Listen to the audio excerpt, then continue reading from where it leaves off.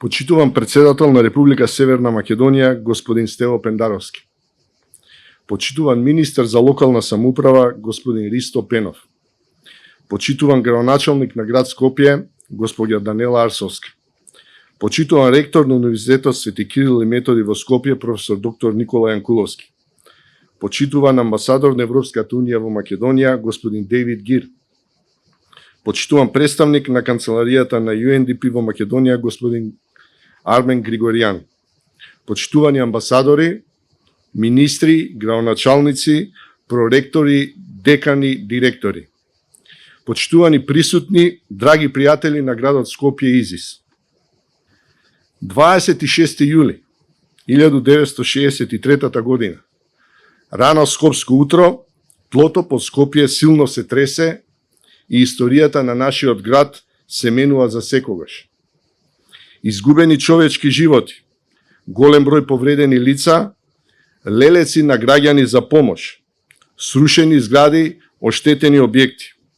Тоа се сликите кои за секогаш ќе останат врежани во меморијата на многу генерации.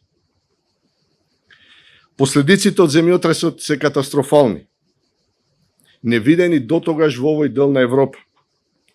Помош и солидарност пристигнува од сите страни на светот. Граѓаните на Скопје, но и нивните сограѓани, не само од Македонија и од тогашната држава Југославија, туку и пријателите од целиот свет, јасно ја покажуваат својата цврста волја и желба да го изградат Скопје подобро од кога и да било претходно. И почнува да се пишува новата страна на историјата на Скопје, позната како после земјотресот.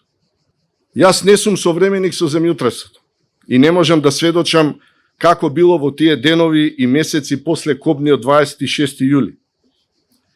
Но затоа сум современик со животот во Скопје, со животот во скопските поземјотресни маала, Козле, Тафталиџе, со играњето сервис на Раска, со играњето баскет на Алумина и Водно, со носењето на штафетата по скопските улици, со првите полнокни забави по скопските дискотеки, со студирањето, со изградбата на зградите во аеродром и Капиштец.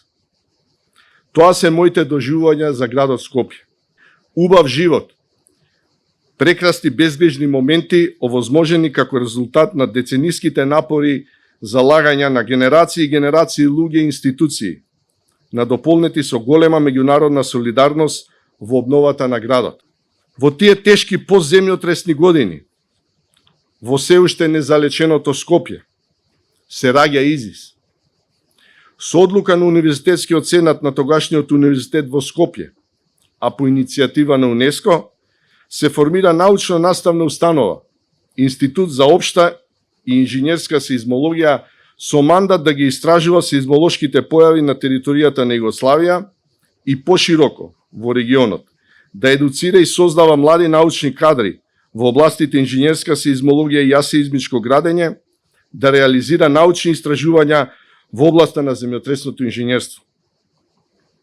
За краток временски период од формирањето, Изис прераснува во врвна научна институција со силно меѓународно реноме. Полека, но сигурно се создаваат и првите генерации на професори и експерти од областа на земјотресното инженерство, кои го трасираат патот на развојот на институтот. Врската помеѓу скопскиот земјотрес и Изис е нераскинлива. Таа е симбиотска. Сите генерации кои биле, се и ќе бидат дел од колективот на Изис, го респектираат и почитуваат скопскиот земјотрес како дел од своето битие. Затоа Изис, во оваа година кога одбележуваме 60 години од земјотресот, со серија на настани и активности, дава скромен придонес во подигнување на јавната свест со цел оваа природна катастрофа да не се заборави, а воедно и да се одолжиме на сите генерации кои во изминатите 60 години придонесоа градот убав пак да никне. На крајот од ова место можам да ви ветам дека Изис и во наредните 60 години ќе продолжи со својата посветеност во научните истражувања и ќе биде чувар на безбедноста и градител на сеизмичката издржливост на Скопје. Благодарам на сите за вашето одвоено време што дојдовте и со своето присуство го збогативте ова наше заедничко одбележување. Ви благодарам.